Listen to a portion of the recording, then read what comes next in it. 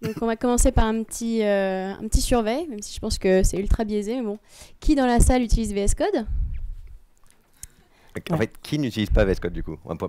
Ah, D'accord. ouais, quand Ok. même. Ok. Donc pour ceux qui ne le savent peut-être pas, donc VS Code c'est un éditeur de code qui est cross-platform. On peut l'utiliser sur Windows, Linux, macOS. Ça a été créé par Microsoft et présenté à MS Build en 2015 et c'est devenu aujourd'hui un des éditeurs de code les plus utilisés, comme vous pouvez le voir sur cette survey de Stack Overflow 2019. Qui a rempli le survey Stack Overflow en 2019? Wow. Non, c'est vrai. Ouf. Non. Super, super. Non, c'est vachement bien. Effectivement, VS Code a dépassé pour la première fois les 50%. Et si tous les autres qui avaient répondu que vous utilisez VS Code, vous remplissez celui de 2020, normalement, on explose les stats. Ouais, d'habitude, personne lève la main. Hein. Non, et qui Dans utilise ta Visual question. Studio, qui est donc le deuxième? Ah ouais, il y a un groupe en haut, ils sont venus ensemble. Cool. Super. Bah, let's go. Des personnes? Ah oui, c'est vrai. J'oublie tout le temps. Donc, moi, c'est Tiffany Souter. Je suis data ingénieur / data scientist chez James Data Factory. Et moi, je suis Olivier Leplu, donc je travaille chez Microsoft dans une équipe qui s'occupe des relations avec les développeurs. C'est parti, ok. Let's go. Alors pour la démo aujourd'hui, on est parti d'un petit site web qui est en fait un site qu'on a utilisé avec des collègues quand on a fait un petit roadshow en France, qui affiche juste une image et du texte et qui est assez simple. C'est un fichier JS tout simple, un fichier HTML tout simple aussi, hop, un fichier CSS et un fichier JSON, on verra après. Vous voyez bien, c'est cool. Et le site ressemble à ça. Pour l'histoire, j'ai lancé le site avec HTTP Server, qui est une extension aussi dans VS Code, qui vous permet même de lancer le serveur dans VS Code et d'afficher votre site dans VS Code. On verra à la fin si on a le temps de vous montrer ça. Et voilà. Et l'idée, c'est de vous montrer comment ce site qui est cassé, on va le voir tout de suite, on peut à deux, avec Tiffany, collaborer pour le réparer, en faisant comme si même on n'était pas forcément à côté. Là, on est à côté, hein, plus facile. Mais on peut tout à fait imaginer que Tiffany est à l'autre bout du monde et moi à un autre bout et qu'on travaille ensemble. Donc là, par exemple, j'ai mon site web. Effectivement, si je le charge, je vois que ça ne marche pas. J'ai une erreur 404, vous l'avez tous deviné. Le fichier data2.json n'a pas l'air d'être présent. Et donc, si je vais voir mon code, effectivement, dans mon app.js, j'essaie de récupérer un fichier data2.json. Et alors, je pourrais très bien feindre que c'est Tiffany qui a fait l'erreur, mais il y a une intégration Git qui est très poussée dans VS Code de base. Et sur n'importe quelle ligne où vous mettez, vous voyez qui a fait le dernier commit. Et donc là, la faute revient à François, qui a fait le dernier commit. C'est ton ordinateur, c'est malheureux. Et voilà, donc là, effectivement, j'ai un problème sur cette ligne-là. Et c'est pas moi qui ai fait l'erreur, mais donc je sais pas pourquoi ça marche pas. Même si effectivement, je vois dans mes fichiers que j'ai un data.json et pas data2.json. Et donc, on va voir la première extension qui va nous permettre de collaborer avec Tiffany, qui s'appelle CodeStream. Qui connaît CodeStream comme extension? Ok, 2-3 mains. Ouais. Cool. Hop. CodeStream, du coup, comment ça marche? Là, on est tous les deux connectés sur le même repo. Tiffany a cloné mon repo. CodeStream, c'est une extension où vous pouvez vous connecter de plusieurs moyens avec. Vous avez soit un compte CodeStream, qui est gratuit, mais je ne connais pas forcément les détails. Soit vous pouvez vous connecter avec un compte Slack, ce que j'ai fait moi, je me suis connecté avec mon compte Slack. Et donc, là, ce que je vais pouvoir faire, c'est par exemple, je vois qu'il y a une erreur par là, plus ou moins. Donc, je vais pouvoir sélectionner un morceau de code. Et j'ai un petit icône sur la droite qui va me permettre de créer plusieurs choses. Soit je peux créer un commentaire, ça va écrire un commentaire. Soit je peux créer un bookmark. Donc après, dans mon code, je peux retrouver mes bookmarks. Je peux créer un hyperlien. Ce que ça va faire, c'est que ça va envoyer le code sur Internet, sur le site de CodeStream, et ça va me générer une URL sur laquelle je pourrais partager. Vous aurez juste ce petit morceau de code. Donc ça, je vais pouvoir créer un bug. C'est ce qui nous intéresse dans ce cas-là. Et donc quand je clique sur créer un bug, ça me demande de mettre un titre. Ça marche pas. Super titre de bug. On peut mettre une description. Il est où data2.json? Et comme Tiffany et François, en l'occurrence, sont sur le repo et sont aussi collaborateurs, je vais pouvoir leur assigner le bug. Et là, en l'occurrence, du coup, ça va être toi que j'assigne? Oui. Je sais plus. Ouais, toi, allez. Et moi, je suis connecté avec mon compte Slack. Donc là, hop, voilà, je suis sur Slack. Je vais pouvoir dire que ça envoie un message à Tiffany. Et en plus, comme c'est un GitHub, ça va créer une issue automatiquement sur GitHub. Alors là, c'est sur GitHub, mais ça gère du Bitbucket, du GitLab, ça gère un paquet de providers différents. Moi, en l'occurrence, c'est un projet sur GitHub. Et donc, quand je vais submit mon bug, ça va faire plusieurs choses. Ça va me créer un petit commentaire ici. Et quand je vais sur mon GitHub, hop, dans les issues, j'ai donc une issue, l'issue 50. Ça ne marche pas, avec le petit snippet du code et qui a effectivement bien été attribué à Tiffany. Et donc, si on va regarder ce qui se passe sur le PC de Tiffany. Donc, moi, sur CodeStream, je viens de recevoir une notification comme quoi Olivier m'a assigné un message, une issue. Donc, je peux l'ouvrir. Et directement, en fait, quand je clique dessus, c'est le app.js qui s'ouvre avec le snippet de code qui a été flagué par Olivier, avec ici le petit bug qui me dit ça marche pas. Donc, je vais lui répondre que je vais m'en occuper. Donc, je peux aussi passer par Slack. Vous l'avez vu, les deux sont reliés. Voilà, ça montre l'issue. Non, c'est pas celle-là, ça c'est l'ancienne. Ouais, on en a plein. C'était les tests qu'on faisait tout à l'heure. Je te réponds sur où, du coup? Ouvre app.js. Normalement, quand Tiffany ouvre app.js, là, tac. Si tu mets CodeStream l'un à côté de l'autre. Alors, on va étendre l'écran pour que vous puissiez bien voir le haut, parce que dès qu'on commence à faire en fait, 2 colonnes, c'est un peu plus compliqué. Va pas trop loin non plus. Cool. Donc, Tiffany, de la même manière, quand elle a son app.js et son CodeStream à côté, elle a la même vue que moi. Ok, tout petit. On fait avec le matos du bord. Lol. Ok. Donc en fait, vous pouvez répondre sur CodeStream. C'est mieux quand vous avez toute la capacité de votre écran, bien sûr. Donc là, ça génère une vraie discussion. Donc, on avait commencé sur un bug similaire tout à l'heure. Je vais revenir sur un parce que c'est vraiment trop petit. Et donc, je vois au issue, effectivement, c'est pas data 2, c'est data tout court. Et en fait, comme on a une très bonne intégration de Git sur VS Code, je peux, sans sortir de VS Code, créer ma branche. Je vais faire là. L'appeler JSONFix. Je suis sur ma branche et du coup, directement dessus, je peux donc sauvegarder mon fix, le stage, le commit. Du coup, c'est le fixe combien? 50, il me semble. Ok. 50. Le commit directement dans VS Code. Je push. Et ensuite, du coup, une fois que j'ai push ma correction, il y a une extension sur le marketplace qui s'appelle GitHub Pull Request, qui est vraiment très bien, puisque directement dans VS Code, du coup, on peut faire des pull requests. Donc là, je vais créer une pull request directement sur master. Ok. Ça l'a fait ou pas? Ça met du temps peut-être. Ouais.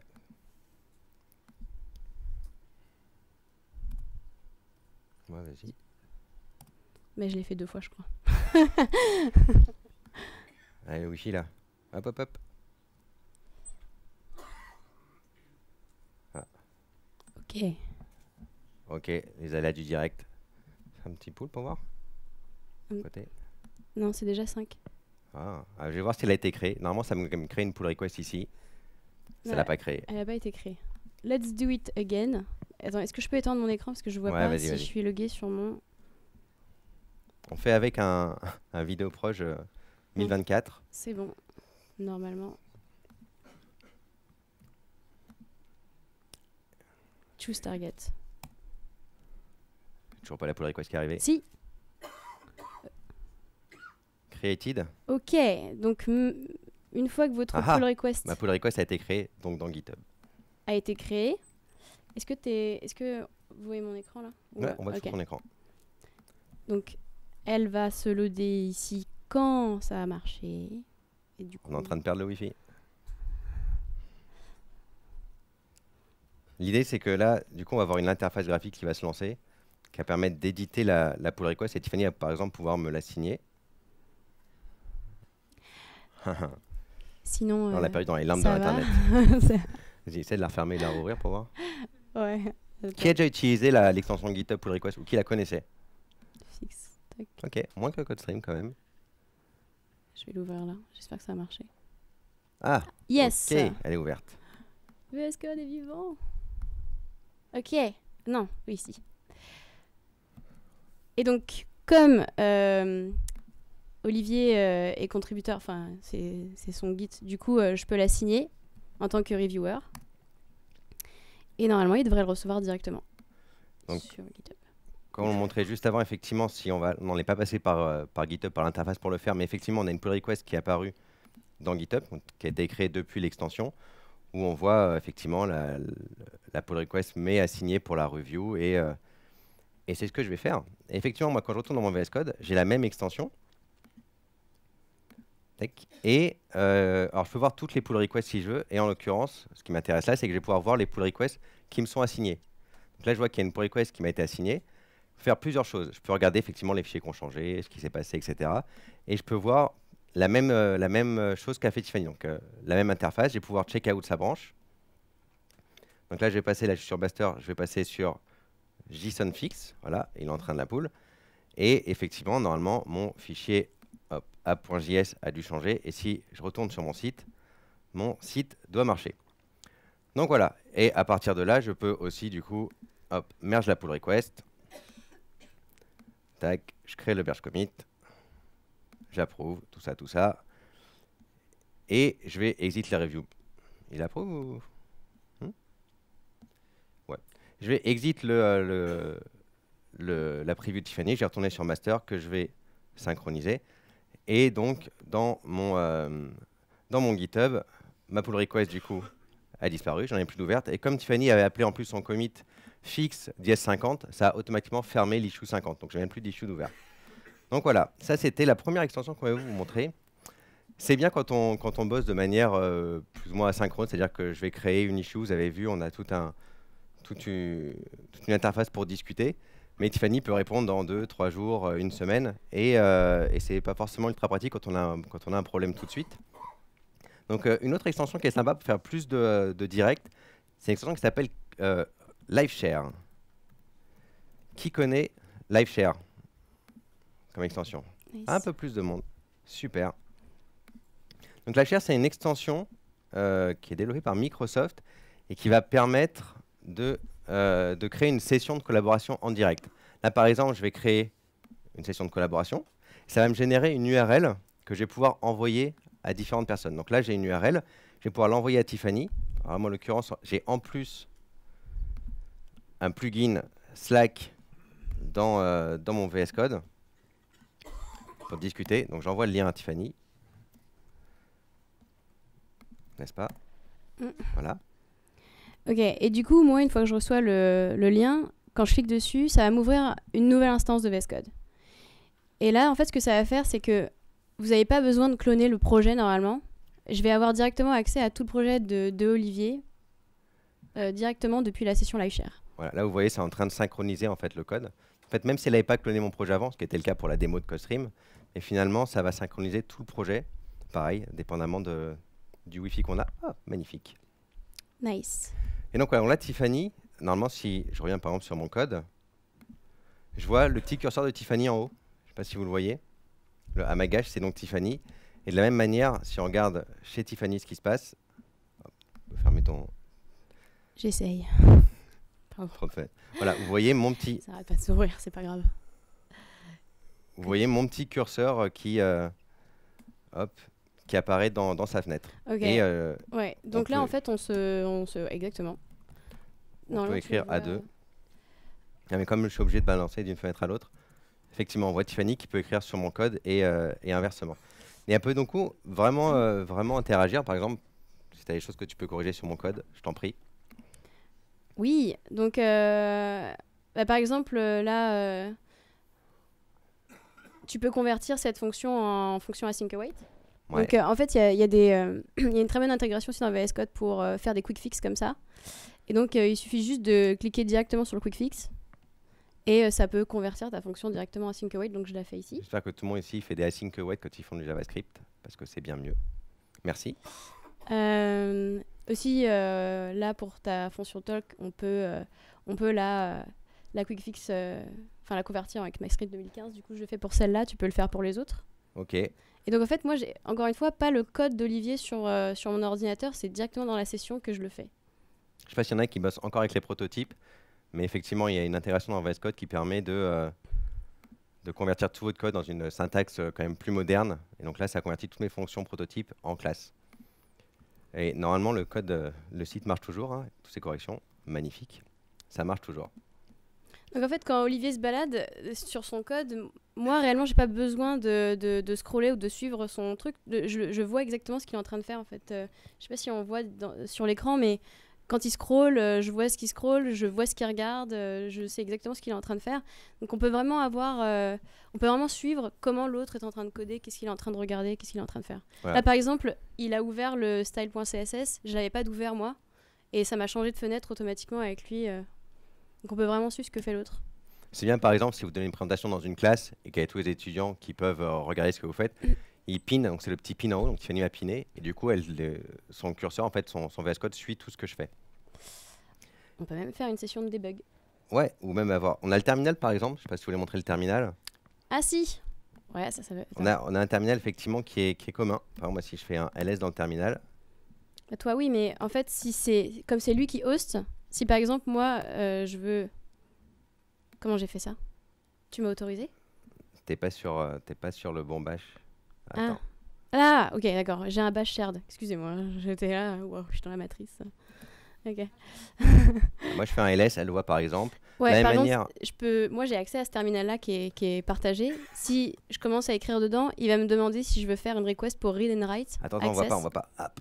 Ah, pardon. Je sais pas ce que vous voyez sur mon écran, je suis désolée. Donc, il y a une petite fenêtre qui s'ouvre et qui demande si je veux un read and write access. Du coup, je peux faire une requête à Olivier pour avoir accès à son terminal. Parce que par défaut, elle a accès qu'en lecture sur mon terminal. Vous avez vu, j'ai fait un ls, elle le voyait. Elle m'a demandé la possibilité d'écrire. J'accepte parce que j'ai confiance. Et du coup, à ce moment-là, elle va pouvoir commencer à écrire dans son terminal et exécuter des commandes sur mon ordinateur. Faites attention, c'est pour ça que par défaut, c'est en read-only. Mais c'est intéressant, c'est quand même bien sympa. Et effectivement, ce que c'est juste avant, c'est quand même pouvoir débugger ensemble. Par exemple, là, imaginons que François, une fois de plus, tac, a généré un bug. Donc là, j'ai mon site qui ne marche plus, j'ai un define. Sauf que là, j'ai pas d'erreur. Et comme JavaScript, moi, je ne sais pas débugger si j'ai pas une erreur avec le numéro de ligne. Je ne sais pas quoi faire. Et donc, je vais débugger comme un grand en mettant des breakpoints. Donc là, si je lance une session de debug, attends, je vais agrandir un peu. Je vais lancer une session de debug, donc c'est intégré dans VS Code, ça aussi, vous pouvez lancer. Ça va me lancer un Chrome, hop, par-dessus. Et voilà, et j'ai mon breakpoint qui a été triggered. Et si on regarde sur le PC de Tiffany, tac, tac, tac, on voit que la session de debug, elle était aussi apparue chez elle, et le breakpoint a été trigger. Donc la session de debug s'est déclenchée chez moi. J'ai accès à sa console de debug exactement comme si moi j'étais en train de débugger sur son ordinateur. Donc je peux rajouter des breakpoints. Je peux avancer sur le prochain breakpoint. Je peux rajouter des watch. Donc, par exemple, ici, si je veux voir exactement qu'est-ce qui se passe avec HTML.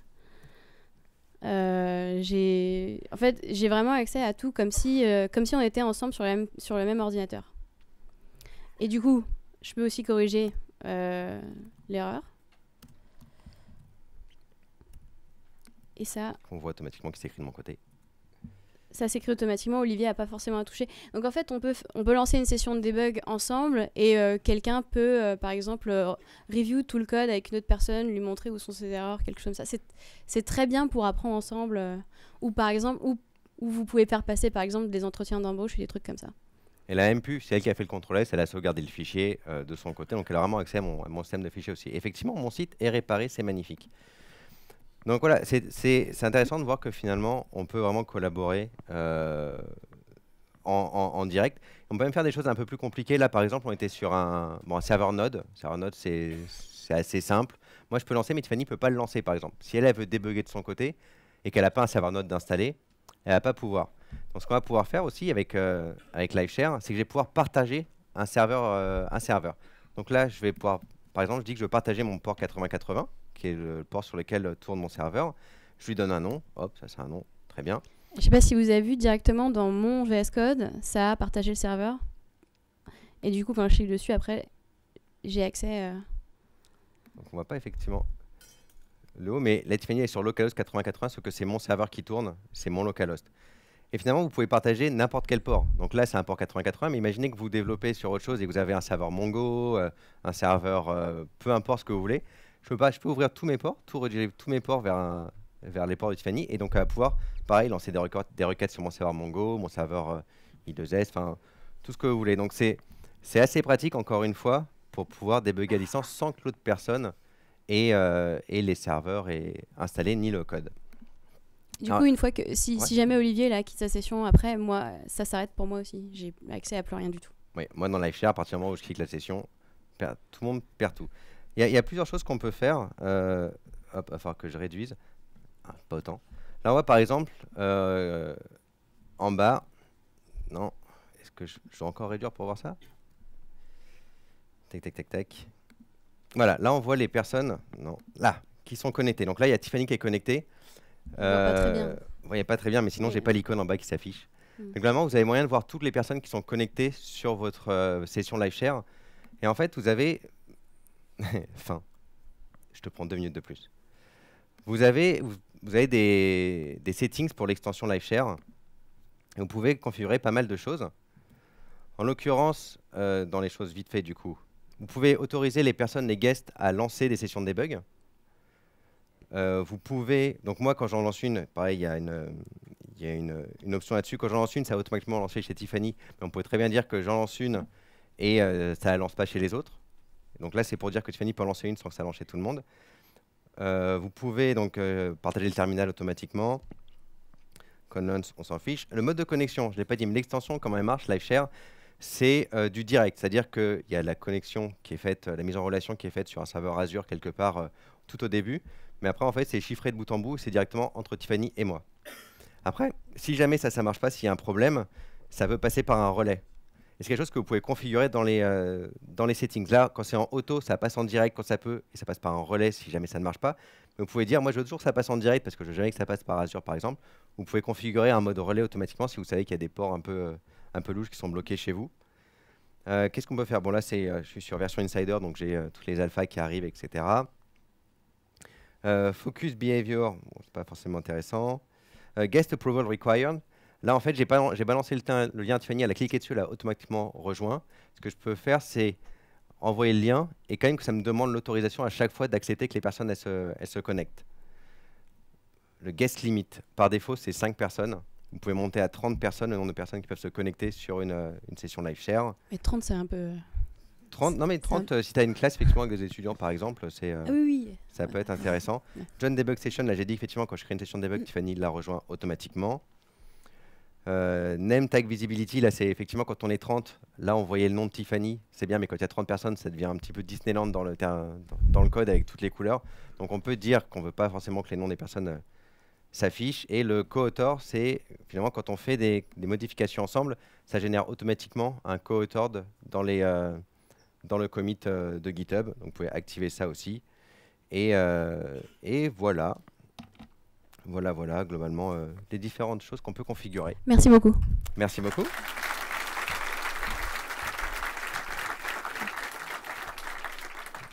Plusieurs petites choses, juste. On va tac, reveal.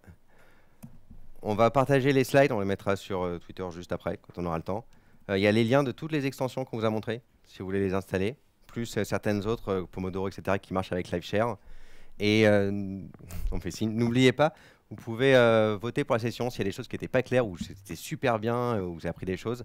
Vous pouvez le faire directement depuis l'agenda sur le site, on m'a dit, ou depuis le QR code. Et puis si vous avez des questions, n'hésitez pas à venir pendant la pause. J'ai des stickers VS Code, des pins VS Code.